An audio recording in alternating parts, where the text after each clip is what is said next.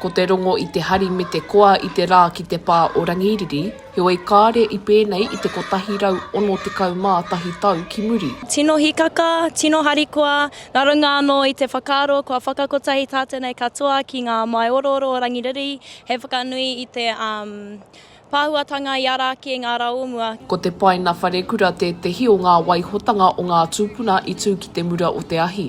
I tēnei rā, he kai hāpai tēnei rangatahi o Waikato i Te Ahurei. Ko te mātauranga e hiahia nei e maua, te tuku atu ki ngā tauira, ngā rangatahi atu, kia mōhio i te pāpauritanga i haere, i ara ki roto i ngā raumua, ki o mātou kaumātua, ngā tamariki mokopuna, ngā runga no i te pakanga i ara ki.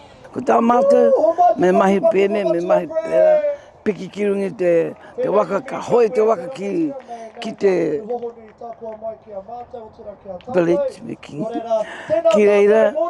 Koe nā noi ho, ka wai au tāna ka waka ngahau anō. Ko parehiwa totorewa te hiruruhi o te iwi mana whenua o ngā tinaho, e maumahara ana ki te kaupapa whakanui i te kotahi rau tau o te pāhuatanga o Rangiriri, e ono te kaumātahi tau ki muri. Kua tau ahau ki tēnei momo, tēnei āhuatanga, ka reo i te Pūkōrero. E orana te wairua. E a koa tēnei wāhanga o te tau he wāhanga toimaha. Te kaupapa ia, whiti ao, whiti ora. Kua roa a Brad Totorewa o ngā tinaho e pakanga ana mai ngā rua o Rangiriri ki te hāpai ake i te kaupapa maumahara i ngā pakanga o Waikato whānui. He rangi mokopuna.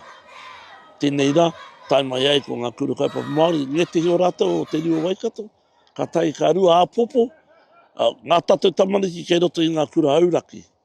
Ne, ka mutu hei te rāhoroi, a kua tūwhera ki ngā marae. E toru rā te roa o tēnei ahurei, koenei te rā tuatahi, e waru ngā kapa katu i runga i te papatū waiwai, ki te whakamaumahara i te pāhuatanga ki konei. Ko te wā kia hau i nāne ki te arohatu ki te kaupapa. Nā koe te whakaaro i taku whakakitenga. Kia whenei mai te takatoranga o ngā mai ororo. Ne, ko tana whānui, ko tana whāroa, ko tana whaiti, herite ki ngā mea tawhito. Nō reira, e whānei nāu i ngā whikoitanga taku tupuna i te wharepu. Ko tētai o ngā wawata,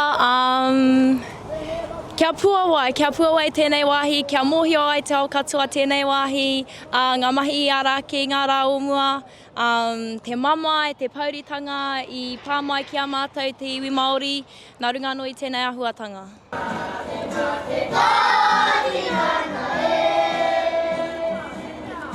Ko te kapahaka me te whakawhanaungatanga te kaupapa nui o Te Ahurei, ka hiki hei te ahiahi o te rā horoi.